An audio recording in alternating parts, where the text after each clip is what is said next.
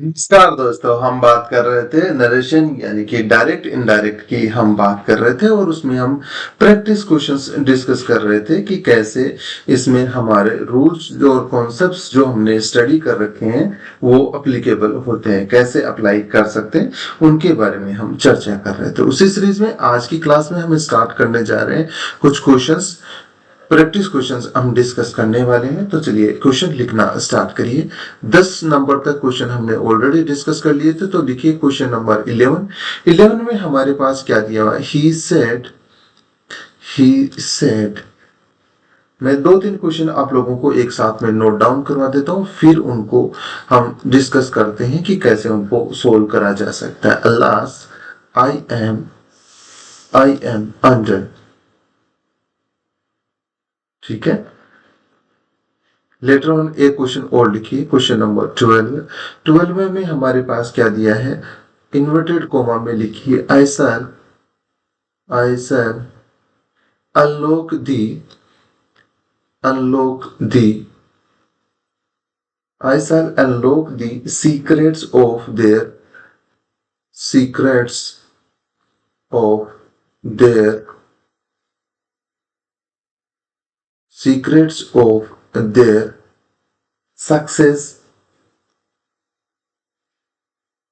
Success की spelling देख लेना, ये काफी बार पूछी जाती है। नोटेड कोमा को क्लोज कर दो और लिखिए, आगे लिखिए रिपोर्टिंग वर्क वाला पार्ट लिख लीजिए, ही सेड, ठीक है। ये हो गया क्वेश्चन नंबर 12। अब हम बात करते हैं क्वेश्चन नंबर 13 की। 13 में हमारे पास क्या दिया हुआ है, इन्वर्टेड कोमा में लिखिए I wonder what he wants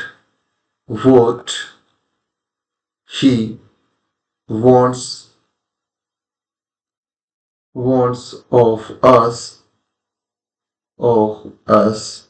inverted coma को क्लोज कर दो, सेट सीजर, ठीक है। ये हमारा क्वेश्चन नंबर 13 हो गया। एक क्वेश्चन और लिख लेते हैं, फिर चारों को हम साथ में डिस्कस करते हैं। लिखिए question number 14, Dinesh set, inverted comma में लिखना स्टार्ट करिए, आई want to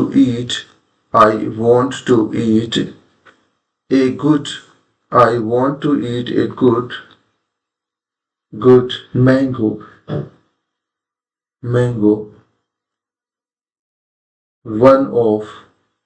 one of these days। Inverted coma को क्लोज कर दो, ठीक है।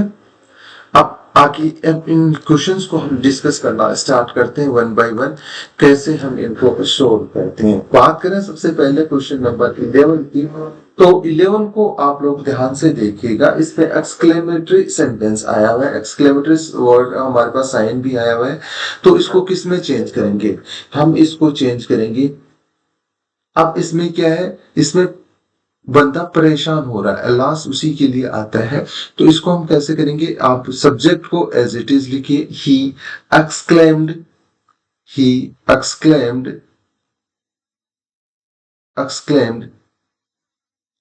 pathetically,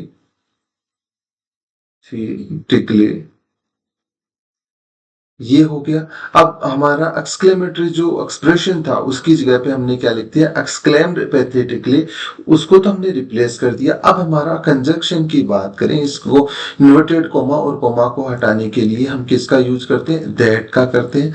आगे हम बात करें, आगे हमारे पास क्या है, हमारे पास यहाँ पे आई सब्जेक्ट आया। आई हमारा फर्स्ट पर्सन होता है, इसलिए सब्जेक्ट ही के अकॉर्डिंग यहाँ पे ही आ जाएगा। एम हमारे पास हमेशा वॉज में कन्वर्ट होता है और अंडन एज इट इज आ जाएगा, ठीक है। होपफुली इसमें आप लोगों को कोई परेशानी नहीं होनी चाहिए। अब हम बात करते हैं क्वेश्चन नंबर 12 की। तो देखिए 12 में हमारे पास क्या दिया हुआ है, सबसे पहले रिपोर्टेड स्पीच दिया हुआ है। इसमें हमें अभी इसको नहीं करना, सबसे पहले हम रिपोर्टेड स्पीच में वर्ब में चलते हैं। इसकी बात करें तो हमारे पास यहाँ पे सब्जेक्ट ही है, तो ही एज इट इज लिख दो। आगे हमारे पास एक बार सेंटेंस को रीड करिए। रिपोर्टेड स्पीच के I shall unlock secret of their success. ये एक हमारा सिंपल सेंटेंस है। तो सिंपल सेंटेंस को हमें चेंज करने के लिए सेड के साथ में यदि टू होता तो टोल्ड में चेंज कर देते। टू है नहीं, इसलिए हम इसको सेड का सेड ही रखेंगे। कंजक्शन के तौर पे इन्वर्टेड कोमा को हटाने के लिए दैट आ जाएगा। आगे हम बात करें, आई दिया हुआ है, आई हमारे सब्जेक्ट के अकॉर्डिंग यहाँ पे ही आ जाएगा। क्या आ जाएगा? ही आ जाएगा। अब हमारा जो सेल है किस में चेंज होगा? सेल हमारा वुड में चेंज हो जाएगा। Would he would he would unlock he would unlock the secret of unlock the secrets of their success. ये हमारा करेक्ट इनडायरेक्ट फॉर्म बन गया। होपफुली इसमें आप लोगों को कोई परेशानी, कोई समस्या नहीं होनी चाहिए। ठीक है, तो इसको नोट डाउन कर लीजिए। आगे हम बात करते हैं क्वेश्चन नंबर 13 की। 13 में हमारे पास क्या दिया हुआ है? हमारे पास रिपोर्टेड वर्ब इधर दी हुई है और रिपोर्टेड स्पीच ये इधर दिया हुआ है। I wonder what he wants of us. तो ये सिंपल सेंटेंस है, इसलिए हमारे पास यहाँ पे सब्जेक्ट क्या है? सीजर हमारे पास सब्जेक्ट है, तो सीजर को एज इट इज यहाँ पे नोट डाउन करिए। सीजर सेड का हमारे पास सेड रह जाएगा। कंजक्शन के तौर पे दैट का प्रयोग हो जाएगा। किसका प्रयोग हो जाएगा? दैट का प्रयोग हो जाएगा। आगे हमारे पास आई आया। आई हमारे सब्जेक्ट के अकॉर्डिंग यहाँ पे सीजर के अकॉर्डिंग ही आ जाएगा। वंडर है हमारे पास। वंडर हमें बताते हैं कि ये प्रेजेंट सिंपल प्रेजेंट टेंस का सेंटेंस है। तो लेटर ऑन जब हम इसको कन्वर्ट करेंगे तो हमारे पास किस में कन्वर्ट होगा? सिंपल पास्ट टेंस में कन्वर्ट होगा, यानी कि वंडर की सेकेंड फॉर्म आ जाएगी। वंडर्ड हो गया। आगे लिखिए, what wondered what he wants of us। ये आप लोग क्या करेंगे?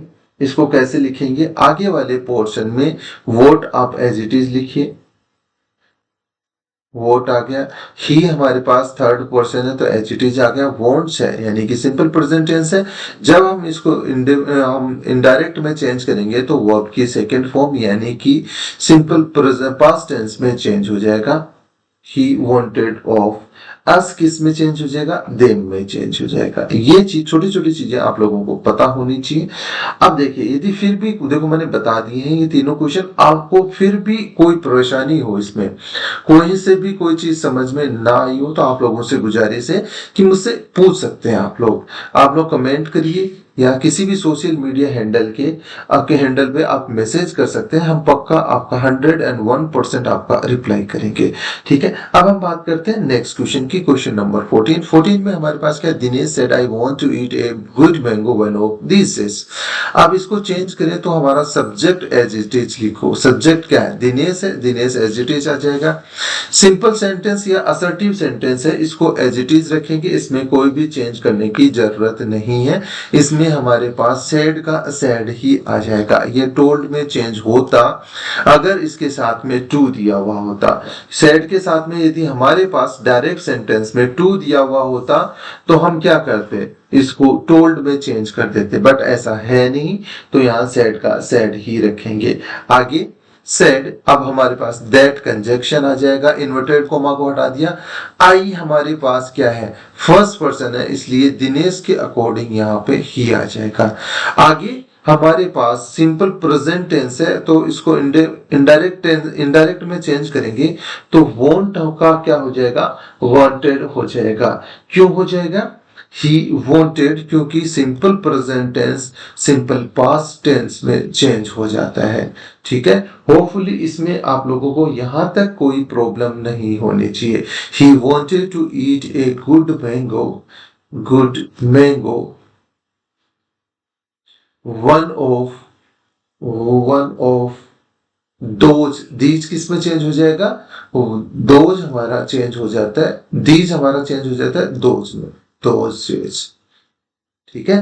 होपफुली इस क्वेश्चन में यहां तक आप लोगों को कोई परेशानी, कोई समस्या नहीं होनी चाहिए। अब आपको कुछ क्वेश्चंस और नोट डाउन करते हैं, काफी अच्छे अच्छे क्वेश्चंस हम डिस्कस करने वाले हैं। तो यहाँ पे देखो होता क्या है, मैं आप लोगों को कन्वे ये करना चाहता हूँ कि हमारे जो भी जितने भी टाइप के हमने कॉन्सेप्ट डिस्कस करे हैं उन पे बेस्ड क्वेश्चन हम डिस्कस कर पाए। तो लिखिए, अब नेक्स्ट क्वेश्चन लिखिए 15 नंबर। इसमें क्या दिया हुआ है, ही सेड इन्वर्टेड कोमा में लिखना स्टार्ट करिए, I intend to leave for Delhi tonight. I intend to leave Delhi tonight। ठीक है, ये हमारा क्वेश्चन नंबर 15 हो गया। मैं आप लोगों को दो तीन क्वेश्चन और लिखवा देता हूं, फिर हम एक साथ में उनको डिस्कस कर लेंगे।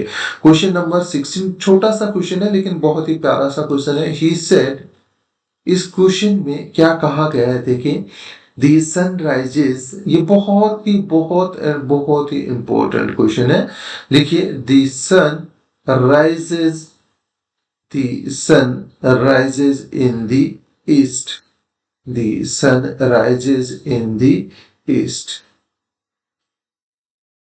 ठीक है, अब इन्वर्टेड कोमा को बंद कर दो। आगे लिखिए क्वेश्चन नंबर 17 में हमारे पास क्या लिखा हुआ है, Ram ask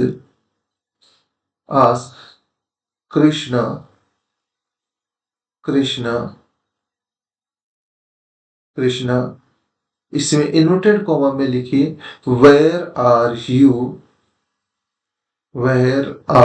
you going today. देखिए, आप लोग ध्यान से इन क्वेश्चंस को देखोगे तो एक चीज आप लोगों को समझ में आएगी कि जो मैंने अभी तक 3 क्वेश्चन लिखे, तीनों अलग अलग क्वेश्चन है, यानी कि 3 कॉन्सेप्ट आप लोगों के एक साथ में कवर हो रहे हैं। इसी तरीके से हम बात करते हैं 4th नंबर क्वेश्चन की। हर एक क्वेश्चन में आप लोगों को कुछ ना कुछ नया सीखने को मिलेगा, ये चीज आप लोग यहाँ पे नोटिस कर सकते हैं। मैं आप लोगों को ऐसे ही नहीं रिपीट नहीं करवा रहा क्वेश्चन, कुछ ना कुछ आप लोगों को नया सीखने को मिल रहा है यहाँ पे। तो इन चारों क्वेश्चंस को लिखिए, फिर 1 बाय 1 हम डिस्कस करना स्टार्ट करते हैं। क्वेश्चन नंबर 15 की हम चर्चा करें तो इसमें हमारे पास क्या है, he said I intend to leave for Delhi tonight. ये हमारा सेंटेंस। अब इसको डायरेक्ट से इनडायरेक्ट में चेंज करें तो कैसे चेंज होगा, देखिए बहुत ही इंपॉर्टेंट सा क्वेश्चन है, इसकी हम चर्चा करें। तो सबसे पहले जो सब्जेक्ट ही है वो एज इट इज लिख दो। आगे हमारा सिंपल सेंटेंस है इसलिए सेड का सेड ही रख दो। ठीक है, कंजक्शन के तौर पे दैट आ जाएगा। यहाँ पे आई है, आई फर्स्ट पर्सन होने की वजह से हमारे सब्जेक्ट के अकॉर्डिंग चेंज हो जाएगा, ही आ जाएगा। ही इंटेंड, अब हमारे पास सिंगल, ये हमारे पास सिंपल प्रेजेंट टेंस को बता रहा है, तो जब हम इसको इनडायरेक्ट में चेंज करेंगे तो सिंपल पास्ट टेंस में चेंज हो जाएगा, यानी कि वर्ब की सेकंड फॉर्म का प्रयोग हो जाएगा। Intended to leave for Delhi और टुनाइट किस में चेंज हो जाएगा, टुनाइट का आप लोगों को पता होना चाहिए दैट नाइट में चेंज हो जाता है। तो ये हमने चेंजेस जो नेसेसरी थे वो कर दिए हैं।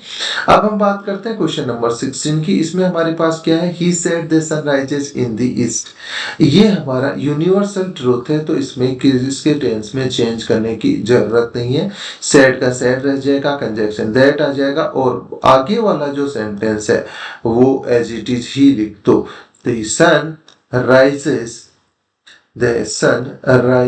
इन द ईस्ट। अब ऐसा क्यों है, क्योंकि क्यों हम ऐसा लिखते हैं, कोई भी यूनिवर्सल ट्रूथ होता है उसको एज इट इज क्यों लिखते हैं, देखो इसके पीछे एक लॉजिक है। लॉजिक क्या है कि आप बताइए, क्या कल सन इसमें राइज हो रहा था वो आज क्या वेस्ट में राइज हो जाएगा या कल आने वाले कल में नॉर्थ में राइज हो जाएगा? नहीं, जो काम वहां हो रहा है ईस्ट साइड में हो रहा है, सनराइज ईस्ट में हो रहा है, वो हमेशा और हमेशा ईस्ट में ही राइज होगा। तो इसका जो पास्ट बन ही नहीं सकता, पास्ट की कैटेगरी ही हम नहीं बना सकते, तो इसका इनडायरेक्ट फॉर्म में कन्वर्जन नहीं हो सकता। इसीलिए हम इसको सिंपली एज इट इज जैसा होता है वैसा का वैसा ही यूनिवर्सल ट्रूथ या फैक्ट को लिख देते हैं। चलिए आगे बात करते हैं क्वेश्चन नंबर 17 की। यहाँ पे हमारे पास इंट्रोगेटिव सेंटेंस है, तो हमने सब्जेक्ट एज इट इज लिख दिया। आगे हमारे पास आस्क इसने ऑलरेडी लिख रखा था, तो हमने एज इट इज लिख दिया। आगे कृष्णा। अब हमारे पास यहाँ पे कंजक्शन के तौर पे क्या आएगा, किसका प्रयोग होगा, ये इंपॉर्टेंट है, तो आप लोग इसको लिख सकते हैं। यहाँ पे हमारे पास कंजक्शन के तौर पे हम क्या लिखेंगे, WH वर्ड हमारे पास दिया हुआ है, तो यहाँ पे इफ या वेदर का प्रयोग करने की जरूरत नहीं है, हमारे पास WH वर्ड आया उसी का यूज करेंगे। आगे हमारे पास आर है। आर किस में चेंज होता है, आर हमारे पास वॉज या वर्ब में चेंज होता है, और यहाँ पे हमारे पास सब्जेक्ट, यहाँ पे सब्जेक्ट यू है, यू सेकंड पर्सन है, इसलिए सेकंड पर्सन किसके अकॉर्डिंग चेंज होता है, ऑब्जेक्ट। ऑब्जेक्ट क्या है, कृष्णा, कृष्णा के अकॉर्डिंग यहाँ पे आ जाएगा ही। तो ही के साथ में कौन सुटेबल रहेगा, वॉज या वर्ब में से वॉज सुटेबल रहेगा, तो वॉज लिख दिया, और गोइंग हमारे पास एज इट इज आ जाएगा, और टुडे किसमें चेंज हो जाएगा, दैट डे। ये हमारा इनडायरेक्ट बन गया क्वेश्चन नंबर 17 में। अब हम चर्चा करते हैं क्वेश्चन नंबर 18 की। 18 भी एक हमारा एक्सक्लेमेटरी सेंटेंस है, तो इसको हम कैसे चेंज करेंगे, ये बहुत ही इंपॉर्टेंट चीज है। तो चलिए इसको डिस्कस करना स्टार्ट करते हैं। सबसे पहले सब्जेक्ट एज इट इज लिख दो, ये हमारे एक्सक्लेमेटरी सेंटेंस है, तो इसमें लिख दो एक्सक्लेम्ड, एक्सक्लेम्ड, और वो हमारे पास एक्सक्लेम्ड आ गया। आगे कंजक्शन के तौर पे दैट लगा दो, एक्सक्लेम्ड दैट। आगे हमारे पास इसे कैसे चेंज होगा, क्या इसकी सिचुएशन बनेगी, देखिए डिस्कस करना स्टार्ट करते हैं। आगे हमारे पास दैट आ गया, तो इसका जो हमारा सब्जेक्ट है टॉम, वो पहले लिखो, टॉम, टॉम। अब इज है, इज किस में चेंज होगा, इज हमारा वॉज में चेंज हो जाएगा, तो वॉज लिखो। टॉम वॉज ए बिग फूल, क्या आ जाएगा, टॉम वॉज ए बिग फूल। ये इसका कन्वर्जन हो गया डायरेक्ट से इनडायरेक्ट में। होपफुली ये चीज आप लोगों को समझ में आ गई होगी, इसमें कोई परेशानी, कोई समस्या नहीं होनी चाहिए। दो क्वेश्चंस मैं आप लोगों को एज ए होमवर्क के तौर पे दे देता हूं, तो आप लोग क्या करेंगे, उनको तुरंत नोट डाउन कर लीजिए। Question number 19 and question number 20। 19 number लिखिए क्वेश्चन, इन्वर्टेड कोमा में लिखिए what kind of, what kind of scheme, what kind of scheme do you have, inverted coma को क्लोज कर दो, लिखिए, इन्वर्टेड कोमा को क्लोज कर दीजिए, और आगे लिखिए अमित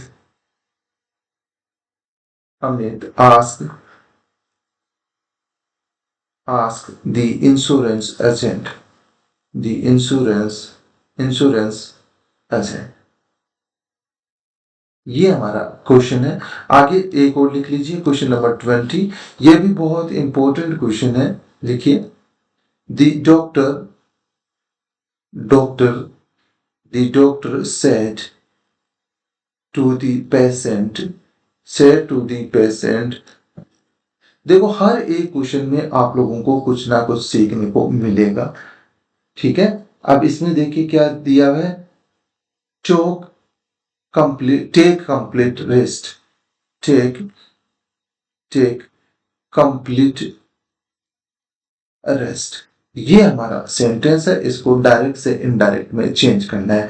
अब देखो मैंने यहाँ पे आप लोगों को दो क्वेश्चन दिए हैं करने के लिए एज ए होमवर्क, तो इनको एटलीस्ट ट्राई करिएगा, हो जाते हैं वेल एंड गुड, नहीं होते हैं तो हम नेक्स्ट क्लास में इन दोनों को डिस्कस कर लेंगे। तो आज की क्लास में इतना ही, मिलते हैं नेक्स्ट क्लास में और बेहतरीन क्वेश्चन के साथ में। कल की क्लास में भी हमारी लास्ट क्लास हो, डायरेक्ट और इनडायरेक्ट से रिलेटेड।